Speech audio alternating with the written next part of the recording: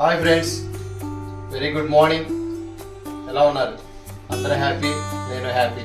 అలాగే ఇవాళ సండే మంచి రెసిపీతో మీ ముందుకు వచ్చాం. అదేంటో తెలుసా? మార్నింగ్ అలా కళ్ళు తెరిచి వెళ్ళంగానే ఎర్లీ మార్నింగ్ లేత బోటి ఫ్రెష్గా దొరికింది. ఆ బోటి తెచ్చేసి దాన్ని చక్కగా కర్రీ అయితే సెట్ చేసాం. దాని ప్రొసీజర్ ఏంటో చూసేద్దాం. Please watch. ఫ్రెండ్స్, బోటి అయితే చక్కగా ఈ గ్లాస్తో మా అమ్మ చెప్పింది అప్పుడు చిన్నప్పుడు వేడి నీళ్ళలో ముంచాం.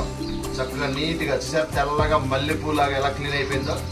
ఇది ఆల్రెడీ మా చెల్లెమ్మ మొక్కలు కసా కసా కసా కోసేస్తుంది. ఇది ఇలా క్లీన్ చేసుకోవాలి చక్కగా తెల్లగా. ఇది ఈ చిట్కా మా మమ్మీ నేర్పింది. ఏం ఫ్రెండ్స్, ఒకసారి చూడండి ఎలాగో.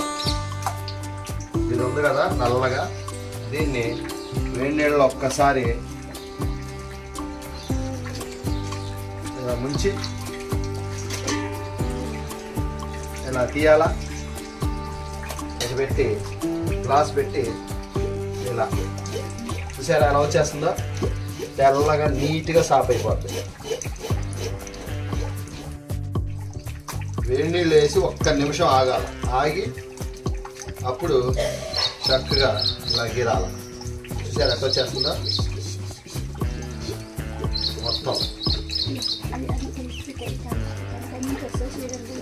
ఎలా సాఫ్ అయిపోతుందో. అయిపోయింది.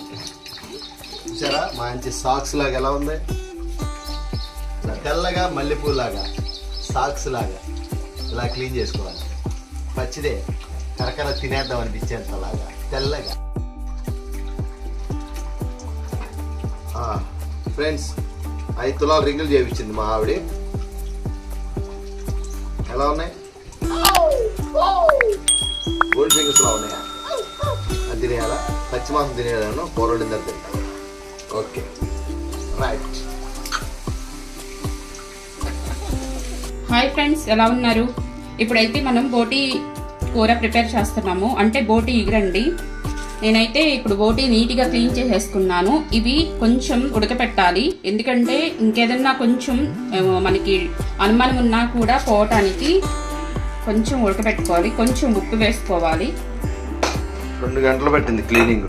అంటే తెచ్చుకోవడానికి ఎక్కువే తీసుకొచ్చాం, కానీ కాకపోతే షేరింగ్ మీద తీసుకొచ్చాము. పసుపు వేసుకున్నాను, అలాగే కొంచెం కారం, అల్లం వెల్లుల్లిపాయ పేస్ట్, వాటర్ వేసుకోవాలి. అంటే ఒక ఉడికి పెట్టిస్తావా? ఓకే.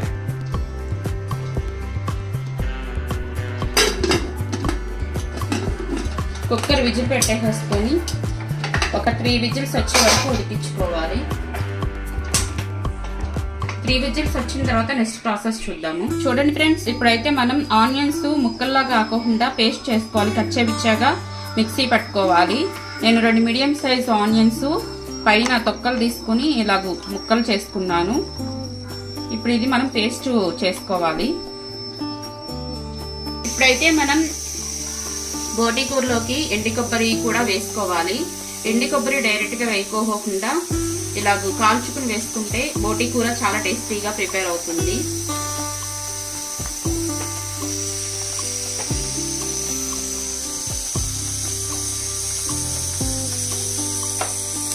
చూడండి మంచిగా కాలింది. ఇప్పుడైతే దీన్ని ముక్కల్లా కట్ చేసుకొని మనం మిక్సీ పట్టుకుందాం.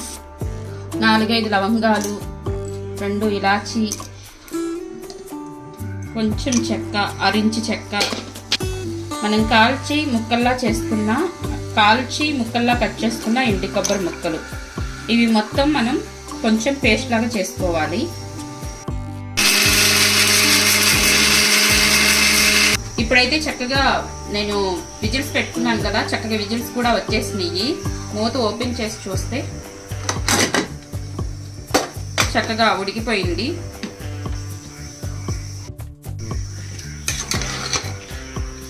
చక్కగా ఉడికిపోయినాయి చూడండి.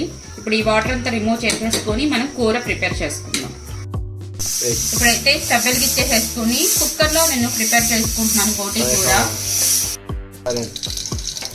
ఇప్పుడైతే ఆయిల్ కూడా వేడెక్కిపోయింది. మనం పేస్ట్ చేసి పెట్టుకున్న onions,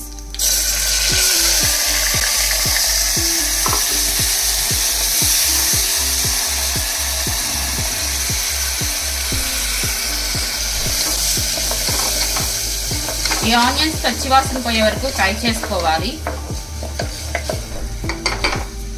friends, onion brown Bournvita లాగా బ్రౌన్ కలర్ లాగా వచ్చేసింది. ఇప్పుడు నెక్స్ట్ కార్యక్రమంలోకి పరిగెడుద్ది. ఆల్రెడీ మనం బోటీలో అల్లం వెల్లుల్లిపాయ పేస్ట్ వేసుకున్నాము. అందుకని చెప్పేసి నేను 1.5 టేబుల్ స్పూన్ అల్లం వెల్లుల్లిపాయ పేస్ట్ వేసుకుంటున్నాను. ఈ అల్లం వెల్లుల్లిపాయ పేస్ట్ కూడా పచ్చివాసన పోయే వరకు ఫ్రై చేసుకోవాలి. అల్లం వెల్లుల్లిపాయ పేస్ట్ పచ్చివాసన పోయే వరకు ఫ్రై అయిపోయింది. ఆయిల్ కూడా సపరేట్ అవుతుంది. ఇప్పుడు మనం నీళ్లు వడగట్టుకున్న బోటీని కూడా ఇందులో వేసేసుకుందాం. ఒకసారి కలుపుకొని ఓకే, బ్రౌన్ కలర్ వచ్చేసింది. వాసన అయితే కొమ్మేస్తుంది. వాళ్ళ బోటీ ఒక పట్టు గట్టిగా పట్టాలి. వాళ్ళు ఉప్పు కొంచెం చూసుకుని వేసుకోండి. మనం ఉడికించేటప్పుడు ఉప్పు వేసుకున్నాము. కావాలంటే లాస్ట్లో కలుపుకోవచ్చు.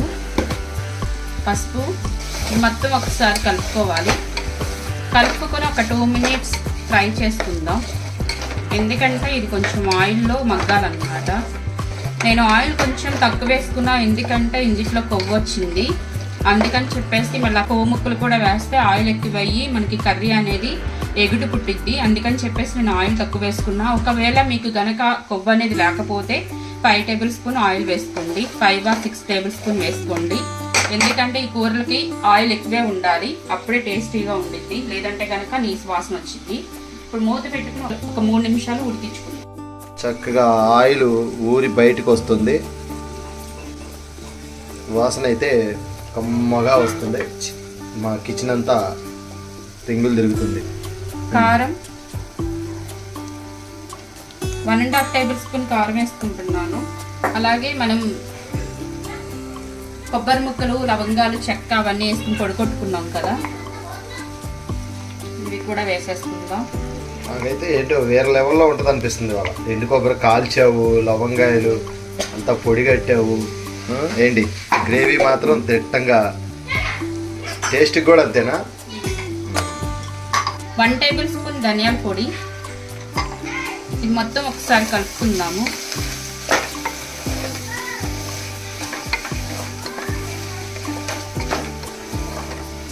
ఇప్పుడైతే మనం క్లీన్ చేసి పెట్టుకున్న ఈ కొవ్వు ముక్కలు కూడా వేసేసుకుందాం. ఇప్పుడైతే వాటర్ వేసుకుందాం. మీకు గ్రేవీ కావాలనుకుంటే వాటర్ కొంచెం ఎక్కువ వేసుకోండి. నేను 1.5 గ్లాస్ వాటర్ వేసుకుంటాను. అలాగే ఒక 4 పచ్చిమిర్చి వేసుకుంటున్నాను.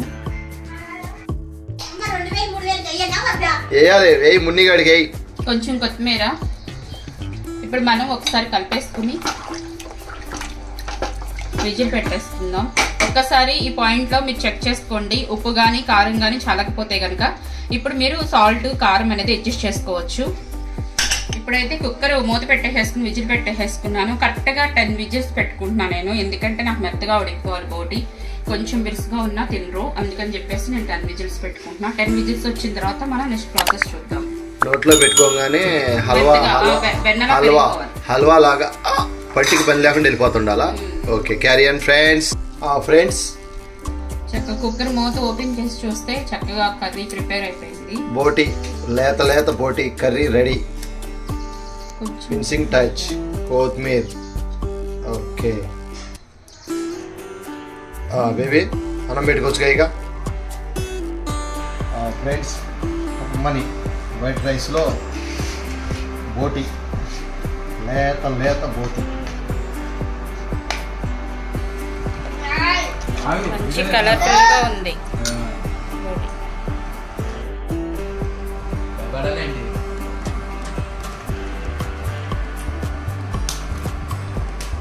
తప్పు ఊరుకోరా నువ్వు కూడా.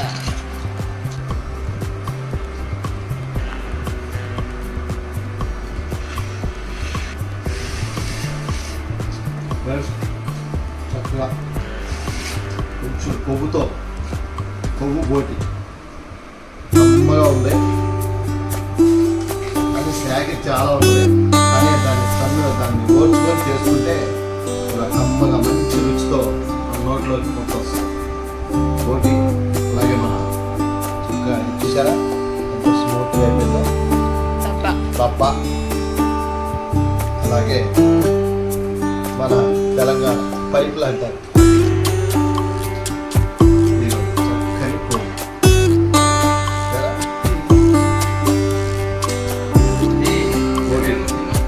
అమోఘమైన బోటి మనకు మంచి రెసిపీ ఏవి రెడీ చేసింది. టేస్ట్ అయితే వండర్ఫుల్గా వచ్చింది.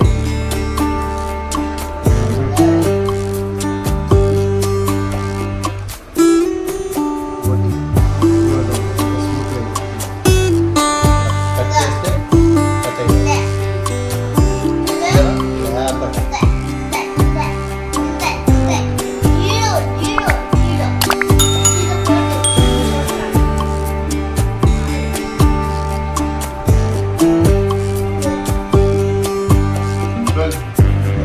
లైక్ చేయండి, షేర్ చేయండి, సబ్స్క్రైబ్ చేసుకోండి.